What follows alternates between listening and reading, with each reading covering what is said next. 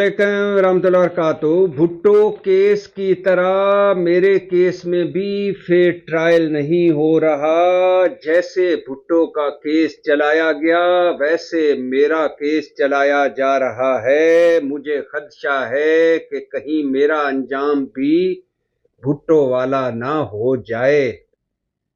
और मेरी बेगम का तो कोई कसूर ही नहीं था, लेकिन चूंकि मेरे दौर में मरियम नवाज के खिलाफ केस बना था, लिहाजा मरियम नवाज को खुश करने के लिए मेरी बेगम पर भी केस बना दिया गया, मेरी बेगम को जेल में पहुंचा दिया गया।